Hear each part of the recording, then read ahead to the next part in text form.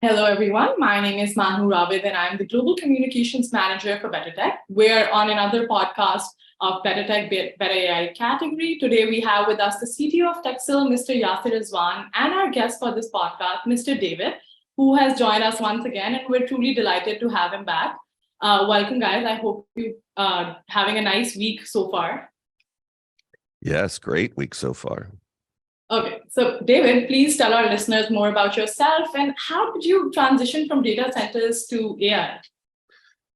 Sure. My name's David McCall. I work for a data center organization called QTS Data Centers. We are a owner operator based out of North America that has many dozens of locations across North America and into Europe, Western Europe. And how have I transitioned to artificial intelligence? Well, shoot, I think everybody's transitioned, whether they know it or not, into artificial intelligence. You know, our industry is at the heart of digital infrastructure. There's no modern economy without either energy or connectivity. And both of those environments require artificial intelligence to reach their maximum performance goals, to be wildly efficient, and to predict paths for the future, to provide that digital infrastructure. So we could talk about all of those things and our general experience and specifically how we're using those tools. Yeah. So really delighted to meet with David. So I was going through your profile and it was really impressive. You spent like 18 plus years at this organization. And before that, so you started your journey as a network administrator. And then how, so my question is that transitioning from a general network administrator to innovation, or VP innovation. Yeah. How was that possible? What did you do during this journey to make it happen? Because so our understanding is that it requires a lot of re-education also, or reskilling and upskilling also to transition into that kind of a role. Well, it didn't even start with network administration. My father worked for IBM on the space shuttle for several decades, and then later on space station. And I wanted nothing to do with computers or technology. I wanted to do other things in life. And so I joined the Army. I was an airborne guy and spent 10 years or so, not just in the military, but just kind of figuring out life. Mostly I got fired from a lot of places where I had a lot of enthusiasm, but you know, you got to find that place that meets both your attitude, the thing that you like to do, and your aptitude, the thing that you're good at doing. And I discovered in my late 20s, video gaming. I didn't know anything about it. I discovered it and my friends were all playing it. And it very quickly, I learned to build my own computers. And it turns out I had a brain that I didn't even know about that could pick up a book or intuitively know how to build a computer, how to build networks, how to create rules for firewalls, how to build infrastructure. And so I taught myself those things. And then I ended up through a series of circumstance back in the 90s.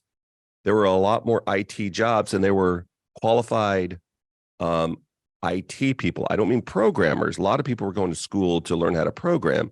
I mean, just get the phone system working, get the email mailbox. Back then, we all had our own mailboxes. And I ended up at the University of Texas. And the closest description to my role there was network administrator. But really, back in the days, in the late 90s, you did everything: network administration, desktop support, everything you can imagine, email support, everything. IT guy. It's the IT guy. That's it. And we all, you know, I had a lot of friends from the military. Well, I didn't study anything or have anything to do with computers jumping out of airplanes. I had a lot of friends from the US Navy and Air Force that really were the vanguard of learning how to put systems together, and especially in harsh environments. And I just, you know, I'm an open mind kind of person. I'm very curious. I think that serves people well if you're curious and you like to work hard. And for me, I never thought of myself as a hard worker until you find something that you love to do. And I could see an economic benefit and an opportunity for myself and my family. So anyway, I did that for about 8 years. And I ended up through a series of circumstances and a data center company that became the company that we are now. And I have had a wide variety of roles here, from director of training to leader on operations of the product engineering group, which taught me a bunch of things. Again, my curiosity.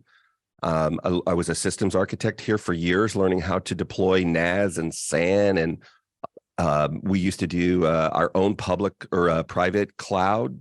You just open your mind to learn, and if you, in my case anyway, if you approach it with joy and enthusiasm, not always. I mean, none of us like it when somebody changes something, but I just leaned into leaders that I trusted and loved. That sounds kind of corny, but that's the only way I knew to do it. And they empowered me to go and learn. And so I went through this journey. I became the leader of our solution engineering group. I did that for many years. And then for almost 6 years, I led the solution engineering group nationally. And we were moving into building solutions for the largest hyperscale companies on earth that are still on earth, the largest social media, the largest search engines, the largest e-commerce platforms, et cetera. And then a few years ago, the office of the CTO, our technology office, came and said, I got a whole bunch of engineers. I want somebody over here in a dual role of evangelism. So I do a lot of public speaking. I host my own podcast. I participate in podcasts, but I go out on the road and do a lot of speaking at a wide range of events on a wide range of topics, because I've been exposed to so many things. And out of that office of the CTO, we also try to lean into what are our customers doing? What is our competition doing? What's the marketplace doing? And by evaluating those things, it leads to innovation for us. What do we want to embrace and what don't we want to embrace? So that's a long answer, sort of a 25-year journey, but that's how I've ended that way. And I would just encourage anybody that maybe you don't have the credentials that point to something exactly. Very few of us actually have something that specific. Open mind, dive in, become valuable, be curious, solve problems. And I think the universe will steer you to a role that fits who you are. Yeah. So interestingly, I've been in an organization, it's the engineering council organization, and we had a committee or a group, and they were assigned to do the innovation. And to me, it was a strange idea that these people are sitting there responsible for doing innovation. So how do you do innovation on demand? So, so how do you see it? Well, I don't think there's a single innovation to me, at least in our organization, has a number of legs to it. The very first is, let me just say it differently. Because of who we are, we get to be our customers are some of the brightest minds on the planet. They're solving massive, complex compute problems, not just in how we organize data, how we manage data, what we do with data, how we secure data, but they're also, what's the infrastructure for that? How do I manage through heat, especially when we're talking about sustainability? How do I manage water and efficiency? How do I manage people, the staffing that I need, the tools, the artificial intelligence and the other tools or whatever? I need to manage these complex, extremely complex environments. Our data centers are millions of square feet and hundreds of megawatts. They're not small data centers. And so we start off with a philosophy of listening. We're fast followers. We listen to our customers, not just what problems they're trying to solve, but many of them have their own data centers and they're trying to solve these things, and they've tried a whole bunch of things. So that's one. Two, we have a spirit of innovation here. So my engineering team works with my pre-sales team, my post-operations team. They work with the office of the CTO. It's a very meshed environment where we're listening to what our customers have tried or are in the middle of doing and what problems they're trying to solve. How have we solved them? What's the marketplace talking about? And then we have labs and we have environments where I know people say this, but it really is true in our organization, where we test, we try, we fail. It's almost like in America, we have a thing called DARPA. It's a national defense thing. And they bring leaders from all over the world to come in there and experiment. And 99% of the experiments fail. That's what happens in an experiment. But that's what we do. We have a spirit of innovation. We use a variety of tools. I'm not going to share all of them because that would be giving away some of our secrets, but it really starts with a heart and mind. And the last thing I would say, this is going to sound corny. I'm employee number 32 here at this company. I'm one of the original people. I've had a wide variety of jobs. I love this one. Our senior executive team also has this spirit of innovation. It is a core component with our culture. Technology is going to change. A number of things are going to change. But if you don't remain entrepreneurial and innovative in your DNA, you're just not going to be. And that may be okay in your world, but in our world, it's not okay. And so we're very innovative culturally, and we use this methodology that I described to help us stay current, both for ourselves and for our customers. Great. And interestingly, I was remembering one of another event where I was one of the participants, and the forum was discussing how to promote culture of innovation in a specific organization. I was part of that organization. Ended up discussing why are we unable to innovate last year. So everybody has his or her own excuses. So, right. So very important thing. You have to be very courageous, and you have to. I mean, it fails most of the time, and you have to be very courageous to be innovative, and you should be able to experiment also. How do you promote this courage? Or somebody can do an experiment or be courageous and may end up losing 6 or 7 months of effort or something, or maybe multiple years of effort. How do you make people courageous to take those steps? Sure. It's well, it's not easy. And we're not advocating, hey, let's go build a whole new building that costs hundreds of millions, if not billions of dollars of infrastructure. And oh, look, we failed and it just collapsed. We're not fools. We don't do that. What we do, though, is, for example, back in 2015 or so, I might get the time a little bit wrong, but I remember in 2015, my CTO said, artificial intelligence is going to be, we're going to be what's called a software-defined data center. Our industry did not talk about it. Nobody thought about it. How are we going to do this? And so we went about well, first we got to have data. So how do we collect data? What's a data lake look like? And once we get a data lake, how do we organize it? And we would experiment with different tools and different ideas. And by the way, for your audience, nobody was talking about this. A data center? Why would you do that? Just rack and stack my computers and make sure they don't overheat and they don't fail, and that's all we want. But we knew we're going to double, quadruple, grow by 10 times, which we've far exceeded from 2015. And we're not going to be able to grow. There's not even enough people to grow by 10. So how do we do that? And so what I mean by innovation is, how do I look down the road and see the logical conclusion, experiment with some of these ideas, and have this culture of, well, how would we do this? We regularly have a summit, either for our vendors where they come in to tell us how they're innovating and help us to understand it, or we have internal summits where we sit around and we talk about ideas that we hear or we see to help us solve problems. We do it separate from main production. We don't experiment or innovate out in production. We do it off in the side. And NASA did that in a thing they called the Skunk Works. They would go out there and they would test jet engines. They wouldn't test them, or rocket engines. They wouldn't test them on the way to space. They test them out in the salt flats. They test them out in experimental areas.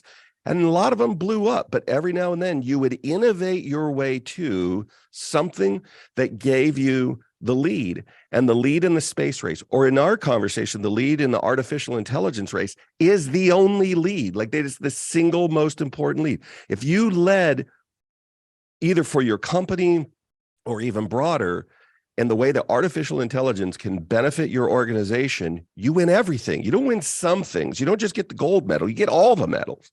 And so for us, it's that, how do we continuously innovate in a theme or an idea? It requires vision casting.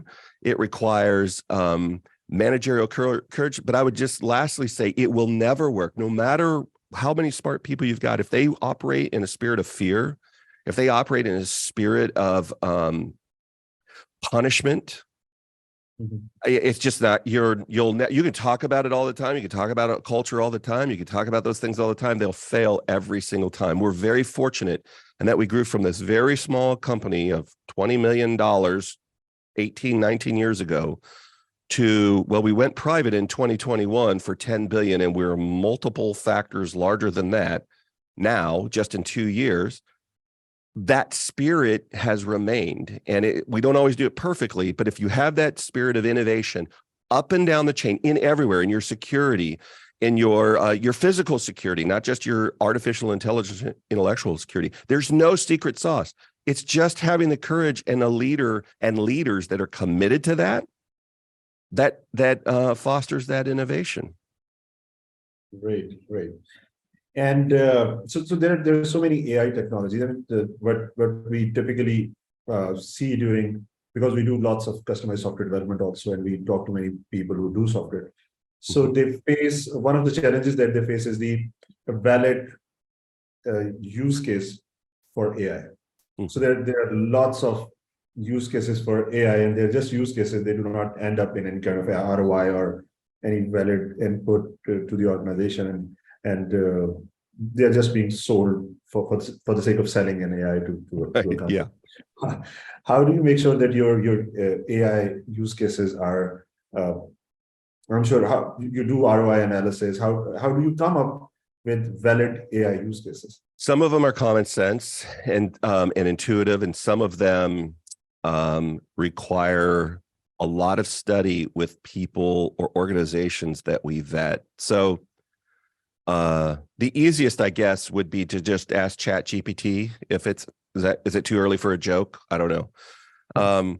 But here, no, in all seriousness, let me give you, for example, I have a 1 million square foot building on a campus, and that campus is growing to a total of 4 buildings with millions of square feet. And let's say I have, I don't know, 50 facility engineers and 30 security people there. Here's what we know. I know that as I quadruple the size of that campus, I'm not going to quadruple that number of people, but I still have all the responsibilities that those people had. So I need an intelligence. I need a tool and an intelligence that can do a lot of the functions they do. So we're not getting rid of people in our world. We are adding people. What I don't want to do is quadruple them because there's just not enough people. But if I could grow them by 15% instead of 400%, but supplement them with tools, but these tools have to be smart. So here would be an example. One of the things we do on that 1 million square foot facility is go inspect the roof, make sure the roof's okay. We got a bunch of computers underneath it. Well, if I can launch a drone that's tied to an artificial intelligence system that's got infrared cameras, that has other sensors on it, that can fly the roof in a pre-planned pattern, just like a human would, but they're not going to forget, they're not going to be lazy. Maybe they get interfered with the weather, but if the weather interfered with them, nobody would be out walking on the roof anyway. But it can do this map. It can do a heat map of the roof and make an evaluation. Not only can it make it a heat map, but it can evaluate it better than a human can. I'm looking at thermal anomalies, and I can tell you if a hole is developing. I can tell you when I have to do preventative maintenance. Like, there are tools that are able to correlate and do an analysis of that.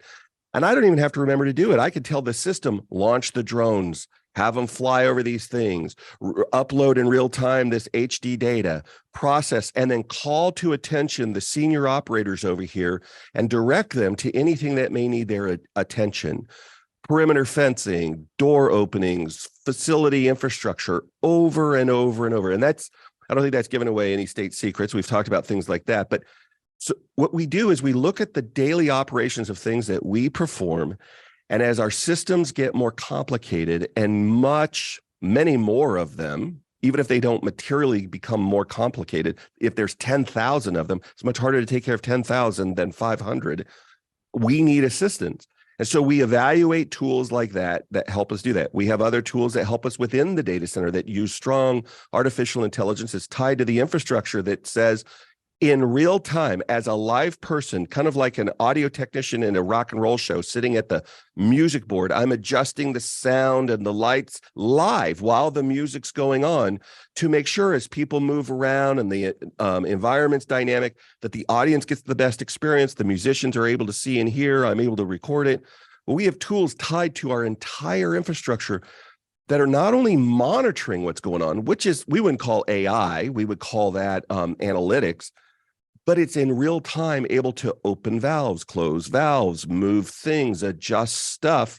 And we're learning how to give that more and more control. And over time, it also teaches itself How do I get wiser? How do I get smarter?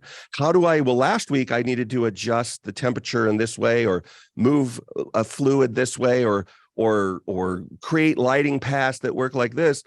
But I've learned the patterns of people. I've learned the patterns of the machines as they solve business problems. And in real time, I can adjust. And the whole time that I'm doing that, I'm telling the senior operators, the human beings, here's what I'm doing.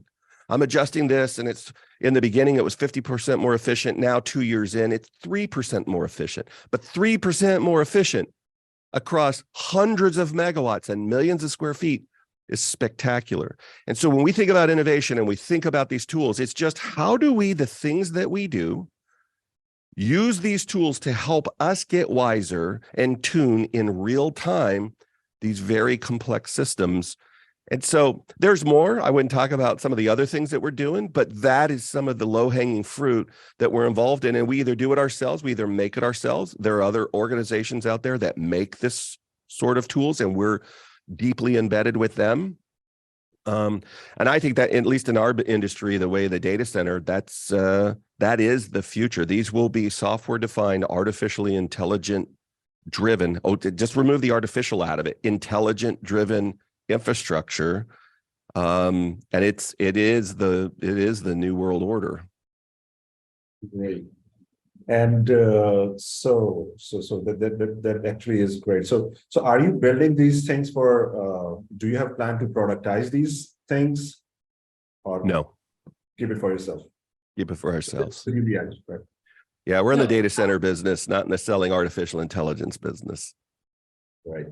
And do you see a role of generative technologies like GPT and in serious business like this? Are you, of course, if we see, so we're not talking about general AI. I just had a conversation with somebody the other day. They thought we were talking about general AI. We're not talking about general AI or super intelligence. We're talking about generative AI. We absolutely, it's emerging. We're still experimenting with it internally.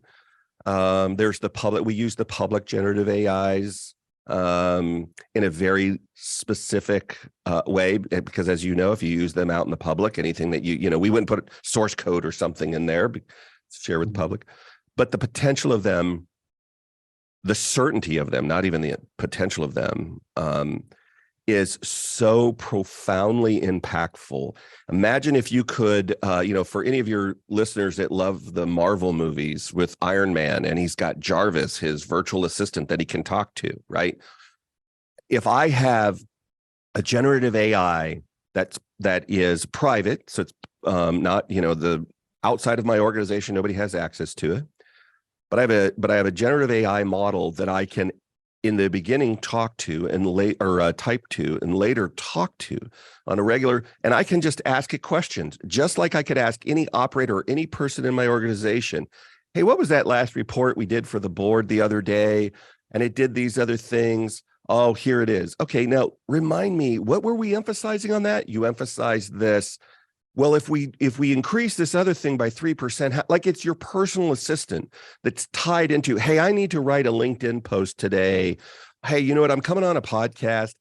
The last time, what were the questions we talked with this group the last time? These 5 questions, and that guy from the data center would never shut up. Oh, okay. Well, how do I ask, instead of going in with 10 questions, which we'll never go to, what would be the 3 we'd want? And why do you think we'd want that? Like, this is going to be the role, this trusted advisor, limited, right? It's going to have limited boundaries, but we're going to be able to train these things over time, and they're just going to get better and better and better, not just for the operators on how to operate things, but to give us ideas to consider, to bring in the innovation lab. Like, hey, AI, Jarvis, how would you, if you wanted to improve this experience for your customer that lives in this environment and they have to come here and do maintenance at 3 o'clock in the morning, how would you do it? Like, it'd be another voice in addition to the 20 of us that have done this for 20 years or 30 years. How would you do it? Well, I'd come in from the different elevator because it's 10 less steps and it's wider and you can get the racks in easier and it's right near the bathroom and everybody goes to the bathroom, and then you can in fact, if you change that office into a break area, I think it'd make it better for everybody. Like, that's coming, those kinds of things, beneficial think out loud things. And other engineers will say, no, that won't work because that wall is an exterior wall and the windows are there. And so we're not saying it will be right every time, but it will be an interesting voice to have in our head to help us to evaluate how to do our life better, our customers' lives better, our shareholders' lives better. We're really looking forward to it. It has to be managed, has to be controlled because it could be spectacularly wrong. But if you think about it as something you train up that gains wisdom as it gains experience, and we get used to using it, I would say it this way, in my industry, anybody that doesn't have tools like this will not be in business in 5 years. It's too big of a gap from the people that are able to excel to the people that don't embrace this additional tool. Yeah. Okay. So that was a rather insightful answer. And now that we're talking about how everybody should implement AI, and that is something that we can't really avoid for long, right? So what factors, according to you, should businesses keep in mind while they're implementing AI? And when I ask for those factors, I mean in terms of cost, data privacy, as well as ethical concerns, what should they consider while they're implementing AI in their businesses? Well, that's an exhausting list. I'll just give you a few. First and foremost, I think we should always have at the front of our mind, what are the unintended consequences, right? These are just tools. We're all wrestling with human brains that have evolved over hundreds of thousands, if not millions of years, with these tools that have godlike power with no ethic, no empathy, right? And so as we experiment in our innovation with our innovation teams, and we look at these, it is first, how do I set up strong boundaries? What is our ethic that we have around it? What's the operational controls that we have around these things? It's no different than, if you think about it, a military. You're giving agency to human beings to defend something or ultimately take a human life if necessary. So you have to have very strong controls in how you train them. In the United States, we have the Uniform Code of Military Justice and the Geneva Convention. So we put these wrappers around things that have a lot of power. Same thing with artificial intelligence. I think it's that equal potential benefit, but equal risk. And so we spent a lot of time thinking about what are the ethical controls that we have around these systems? What are the boundaries that we have around them? We don't want them to escape their boundaries. We want them to play a specific role doing specific things. The other thing that we think of is, how do we evaluate where we're at with that? Are we, not just the numbers, are we getting more efficient, but how do we manage? Are we within the boundaries of what we're trying to accomplish? And then we do peer review. We have people that we work with, organizations that we work with, to help us not only evaluate the boundary, but help us to put governance around what we're doing and how we're doing it, and to measure against it. This is our plan. How are we doing against the plan? And as we use these tools, are they staying within the confines of that boundary? It's early days for all of us. So do we have it figured out a lot more than that? No, but I think it is, while it should be, these tools should be embraced, must be embraced, are being embraced, you do it cautiously. They are tremendously, spectacularly powerful. So we want to be afraid of them, but we want to treat them with a great deal of caution. And so that's what we do. We have a variety of groups in our organization. We have our people services groups that are looking at the ethical, how does the ethic of this work? We don't want to, how does it impact people within our organization? This isn't dissimilar to COVID. If you remember, for those of us here in the States, when we started coming back into our buildings, we had to do temperature readings, we had to do reporting, we had to do a whole bunch of things, and the organization had to get really smart, where before it was just the people that dealt with HIPAA stuff. Now our whole organization had to deal with this, and we had to get really wise on what we did with information and how we treated one another and how we evaluated situations. I don't think it's not an exact parallel, but it's not dissimilar with these tools. Now that all of us are entering, not just the technology groups, but everybody in our organization is embracing these tools. We're working to make sure we use them in a very strict, controlled manner. Okay. So with that, we've also hit our 30-minute mark, but right before we are going to end this podcast, I'd ask one more question, and we have your closing remarks just with that. Okay. It's a very cliched question. I'm sure you must have heard about it, and it's everybody is fearing all of this. But do you think AI will someday replace human beings? No. The most powerful tool on earth is our brain. Exponentially more powerful than anything. We don't even know how a Tylenol works. We don't know how consciousness works. We don't have how anything's. Can artificial intelligence replace human beings? No. Can it destroy us if we don't keep it in control? Yes. But will AI become humans? No, I don't imagine so. Okay, with that, we're almost about the end. Would you like to give some closing remarks before we say goodbye to our listeners for today? Well, I'd like to thank you guys for allowing me to come on the show. Thank you very much, and to participate. And I would just say that, like any other tool, it's just a tool.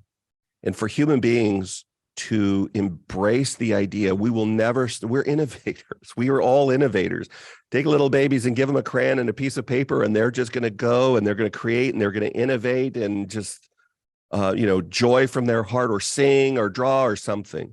In the same way, we should embrace learning these things, certainly have control around it, but don't hide from it. Embrace it, learn it, and see how it can help you improve your life. Thanks for having me on the show. Rightfully said. Thank you so much for joining us. Thank you so much, Yasir. Thank you so much.